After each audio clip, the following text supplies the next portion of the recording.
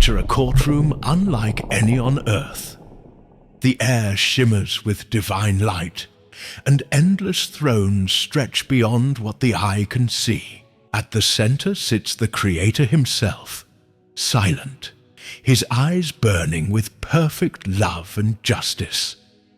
Before him kneels an angel who was once brilliant, but now appears dimmed. His wings are torn from the dust of rebellion. Every other angel who stood in his place was cast away forever. But this one is different. This is Sariel, the only fallen angel in all of history who God chose to forgive. But why him? What made his case special when no one else ever received a second chance? And what does his story mean for us today? If there is mercy for a rebellious angel, maybe there is hope for you too. This story begins before the world was born, drops into the darkness of rebellion, and rises into the most unexpected act of grace heaven has ever witnessed. Before the first sunrise painted Eden in gold, before a single human heartbeat echoed in the world, there existed the Council of Watchers. These weren't warriors like Michael or messengers like Gabriel. They were guardians, observers, keepers of God's perfect design. Among them stood Sariel. Sariel wasn't the biggest or loudest of the angels. His armor bore no battle scars, and his voice didn't thunder across heaven. Instead, something about him drew others close. There was a quiet depth in his eyes, as if he was always seeing something far beyond the present moment. God had given Sariel two great responsibilities. First, to watch over the movement of the moon, making sure time itself flowed as intended. Second, to guard the spirits of humanity, not their physical bodies, but the eternal flame that burned within each person. This role required tremendous patience. He had to stand at a distance, looking down on the newborn world, protecting without interfering, guiding without being seen. From heaven's edge, Sariel would often gaze down at earth, studying the first humans. He watched Adam and Eve walking hand in hand through forests bursting with life. He saw children splashing in clear streams, laughing without fear. He observed men shaping their first primitive tools from stone. Season after season passed beneath his watchful eyes. The warmth of summer, autumn's cool whisper, winter's peaceful hush. Each time the moon completed its cycle, Sariel would mark it carefully in his records. But there was something else happening. When Sariel looked at humanity, he felt something not all angels could understand: compassion. He didn't just see them as part of God's grand design. He saw their struggles, the way they sometimes stumbled into danger, how sickness could strike without warning, how hunger could weaken even the strongest person. Not all watchers felt the same way. Some looked down on humans with cold detachment. Others admired them too much. But Sariel felt their pain as if it were his own. It started with quiet conversations among the watchers in heaven's courts. Why should we stand so far away? If we could walk among them, we could guide them directly. We have knowledge that could protect them. Why keep it hidden? At first, Sariel tried to ignore these whispers. He knew God's command clearly. Do not cross the boundary between heaven and earth unless sent.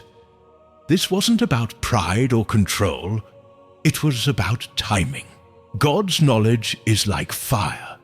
In the right place and time, it warms and gives life. But too soon, it burns everything to ash. One night, Sariel stood watching a small human settlement far below. A child lay sick in her mother's arms, breathing weakly. The woman's eyes filled with tears as she whispered prayers toward the sky. Sariel's heart ached watching this scene. He knew the cure. The earth below them grew a simple plant whose leaves, when crushed and steeped, could heal the fever. It was so easy, but it was forbidden knowledge. For the first time in his existence, Sariel began to question the rule. Not long after, the Watchers gathered in secret on Mount Hermon's summit, a place so high its peaks seemed to brush heaven's belly. 200 of them stood there, their forms blazing in starlight. Sariel stood among them as their leader, Shemihaza, spoke with a voice like distant thunder. "Brothers, you have seen their pain. You have watched them struggle. We have the power to end their suffering. But to do this, we must go down to them, not as spirits, but taking physical form like men." A murmur of agreement rippled through the group. Some hesitated, knowing the cost. But Shemihaza pressed forward. "If we all do this together, there will be no turning back. Let us swear an oath. If one falls, we all fall. We will share the consequences, whatever they may be." Sariel's heart pounded as he thought of the sick child. He thought of farmers who struggled to read the seasons. He thought of mothers who feared the unknown threats around them. When the oath was made, binding them all together, Sariel did not walk away. That night they fell from heaven like a rain of living stars. The humans, startled by the sight, came running to the mountaintop, where the Watchers now stood in forms that looked like men, but with eyes that burned like flame hearts. The people weren't afraid. They reached out in wonder. Sariel knelt among them, touching soil and breathing earth's scent for the first time. The experience overwhelmed him. He began teaching them to track the moon's movement, so they would know when to plant and harvest. He showed women how to mix certain leaves into healing teas for fevers and pain. In the evenings, he would sit by their fires, telling them stories written in the stars above. But not all the knowledge shared was good. Some Watchers taught humans to make weapons of war. Others revealed dark arts that twisted the human spirit. The more forbidden knowledge poured out, the more humanity's innocence began to fade. One night, as Sariel looked at the people he had grown to love, he saw something that chilled his soul. Two men were fighting with metal blades forged from techniques the Watchers had taught them. Blood stained the ground. The killer's eyes held no sorrow, only pride in his victory. It was then Sariel felt his first taste of guilt. He had wanted to help, but had they simply opened the door to destruction? The Creator's voice came like wind through his very bones, not heard with ears, but felt in his soul. "Sariel, what have you done?" The weight of that question crushed him. For the first time in his eternal existence, Sariel felt true fear. The night the summons came, the sky above Mount Hermon cracked like glass. The humans below felt it before they saw it. Wind died. Birds fell silent. Even insects hid. The air grew heavy, as if all creation had drawn one breath and refused to let it go. Then came the light, not the soft glow of sunrise or silver moonbeam, but a light that pierced bone and soul. This was heaven's radiance descending in judgment.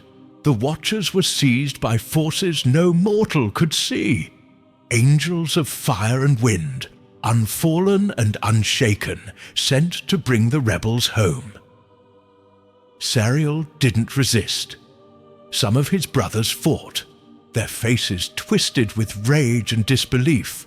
Others cursed the messengers, screaming that their actions had been noble, that God was being unfair. Sariel simply lowered his head. The faces of humans he had taught flashed through his mind. The healed child, grateful families, farmers who could now feed their villages. Then came images of the bloodshed he had witnessed. Had he given them life, or had he given them the means to destroy each other? They were brought to the throne room, that place no angel enters unless summoned. Picture a space so vast that stars burn in the distance like torches along its walls. The floor was like glass, reflecting infinite light from above. At the center sat the throne where justice and mercy meet. Michael stood on one side, Gabriel on the other, their faces unreadable. The watchers knelt, some defiantly, some trembling. Sariel simply closed his eyes. The Creator's voice wasn't like wind this time. It wasn't like thunder. It was everything. You were given places among the holy. You were trusted to watch over my children. And yet you came down. You defied my command. You corrupted my design. A murmur of protest rose from the fallen angels. Silence! The word wasn't shouted, it simply was, and the room obeyed. The judgment came swift and final. Every watcher who had descended would be bound in chains beneath the mountains, in a place where no light would ever reach, until the final day of judgment. There would be no appeal, no second chance, no redemption. One by one, angels of fire stepped forward, wrapping chains of light around the rebels' arms and wings. These chains didn't just bind their bodies, they burned into their spirits, cutting them off from heaven's song. Sariel felt it immediately. The sudden emptiness was like someone had ripped out the center of who he was. The connection to God, that constant presence every angel feels, was gone. It was in that terrible silence that Sariel truly understood what hell is. Many watchers spat curses as they were dragged away. Others plotted revenge, their minds already twisting with pride and bitterness. But Sariel began to weep, not out of fear for himself, but because he finally understood the damage he had done. He remembered the child he had healed. He remembered the men who had forged weapons from the knowledge he gave them. And he whispered, almost too quietly for the court to hear, "Lord, I am sorry." No angel had ever spoken those words from that place before.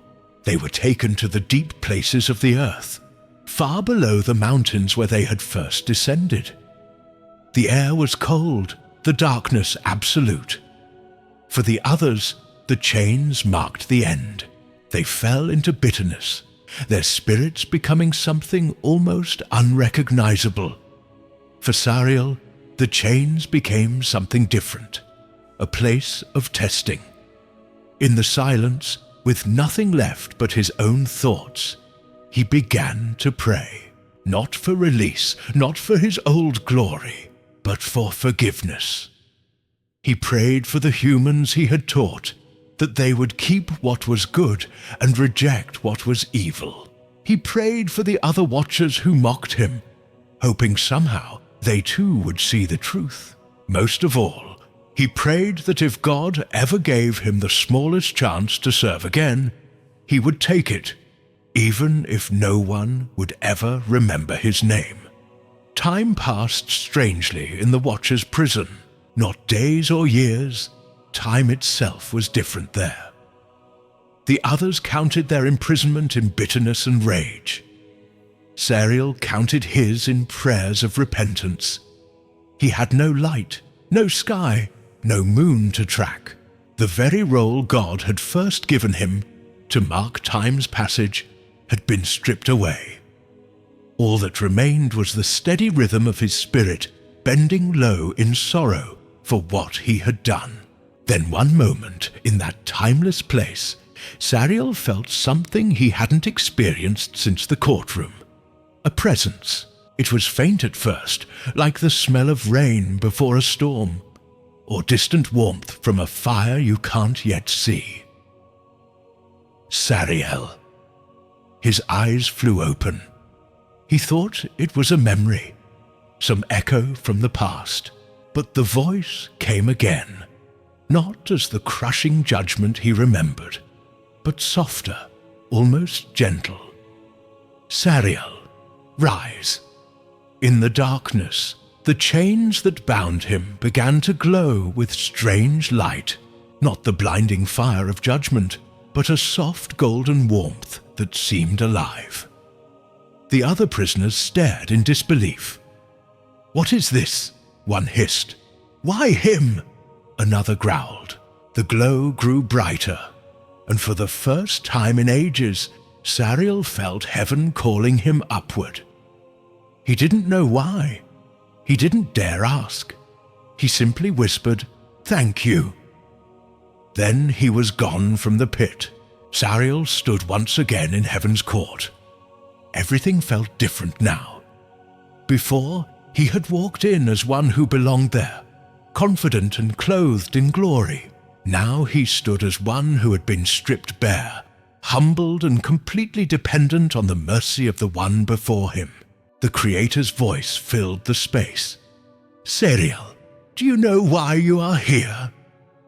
Sariel bowed so low, his forehead touched the glass-like floor. "No, Lord, only that you have called and I am here. I have seen your heart in the darkness. You grieved not for your lost position, but for your sin. You sought not your own glory, but my mercy." There was a pause, the kind that feels like the whole universe is holding its breath. "Rise, Sariel. Your chains are broken. I am sending you again." Sariel trembled. "Lord, am I worthy?" "No," the Creator said plainly, "but my mercy makes you so." Sariel was given a different role this time. No longer a watcher in the same way as before. No longer one to give out heaven's secrets too early. Now he would serve as a guide to human souls, a healer to the wounded, a guardian to those walking through death's shadow. Some traditions say this was when Sariel became an angel of healing, working alongside Raphael. Others say he became a guardian of the moon once more, but this time only to keep God's creation moving in proper order, not to share forbidden knowledge. Whatever his exact title, one truth stood above all others.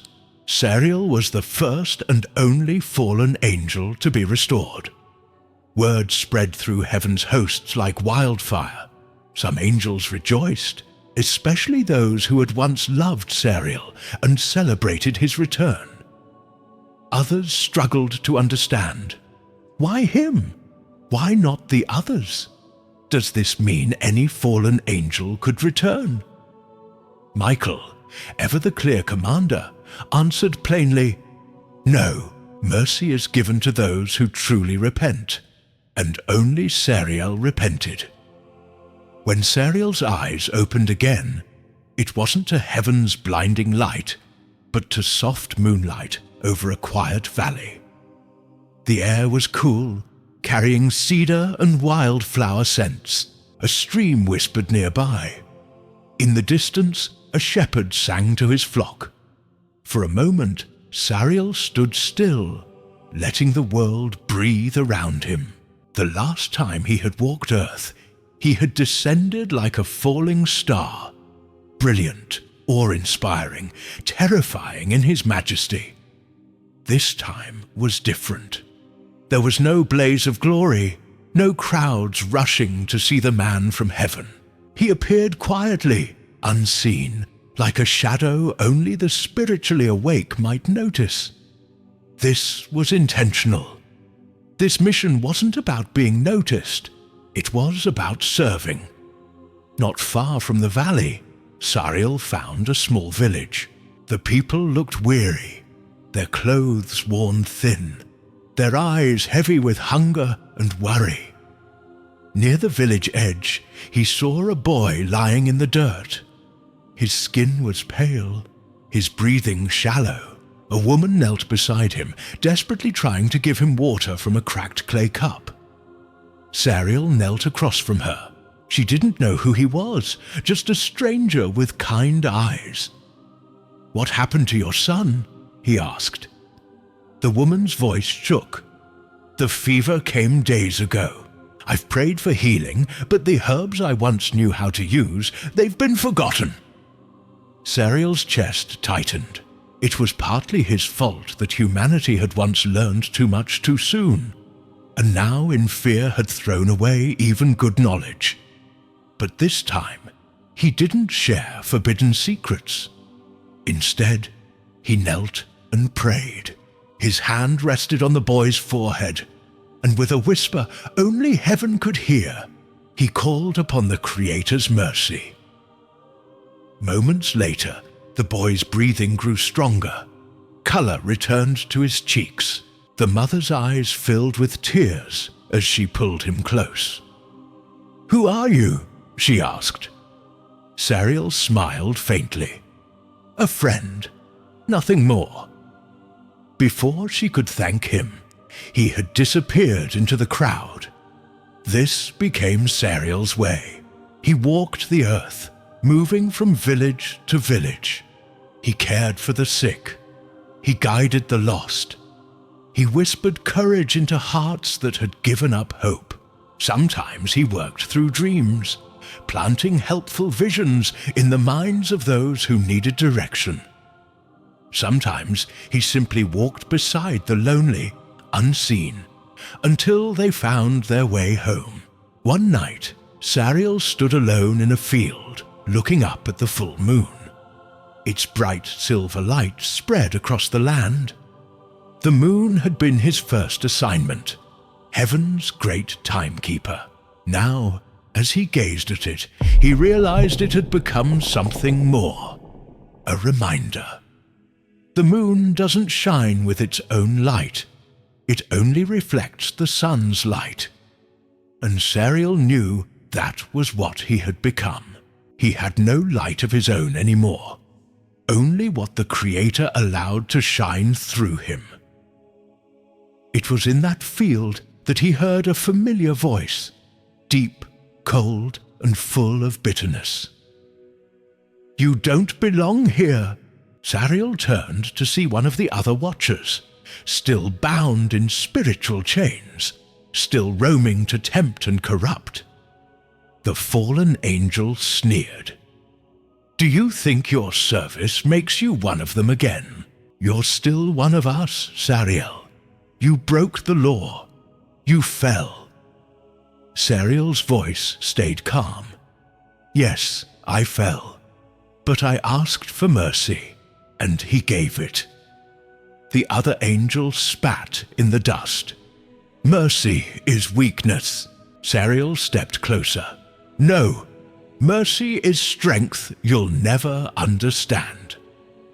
With that, the figure vanished into darkness, unable to stand in the presence of the light Sariel now carried. Sariel's work on earth stretched across generations. He had walked through deserts with wanderers, sat in corners of busy marketplaces, and stood in silent forests listening to the prayers of the lonely. But one night, under silver moonlight, the voice came again. It had been years, maybe centuries, since he had heard it so clearly. His heart stirred. He fell to his knees. "Your time here is almost done, but before you return to me, there is one last thing you must do." Far to the north, in a land covered with winter, there was a village that had turned completely from God's ways. They no longer prayed. They no longer showed kindness to each other. Violence and mistrust filled their days. But in that village lived one girl, a child of 8, whose heart still quietly whispered to the Creator. Her parents were dead. Strangers cared for her, but only saw her as another mouth to feed. Still, every night she spoke to heaven before sleep. The mission was simple in words, but heavy in weight. Protect her, guide her, and bring her faith into the light. Sariel travelled north unseen, his steps silent over snow. Wind howled across icy hills, but he felt no cold. His focus was on the single flicker of faith he could sense, the girl's prayers, faint but steady, like a candle fighting darkness. When he reached the village, he saw the truth. Harsh faces, empty eyes, doors slammed against strangers. No laughter, no music, no joy. The girl was there in a small wooden hut, kneeling beside her bed. Her voice was barely a whisper. "God, if you hear me, please send someone." Sariel couldn't appear in shining glory. That would frighten them. Instead, he took the form of a quiet traveller. He began helping villagers in small ways, repairing broken roofs, carrying water from the frozen river, leaving firewood at doorsteps during the night. For the girl, he became a friend. He told her stories, not directly from heaven, but woven with truths about love, forgiveness, and courage. He taught her kindness not as a rule, but as a way of life. Slowly, her faith grew stronger. Something unexpected began to happen. Her light started to spread. A neighbor helped her in return, then another. A smile here, a shared meal there. Like ice breaking in spring, the village began to change. One night, disaster struck. Fire broke out in one of the huts. Wind caught it, and soon the whole village was in danger. The girl was trapped inside. Sariel moved faster than thought. He pushed through flames, found her huddled in a corner, and shielded her with his own body as he carried her out.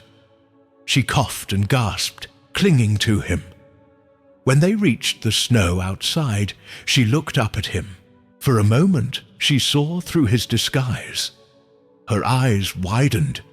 "You're an angel!" Sariel smiled softly. "No, I'm just someone God forgave."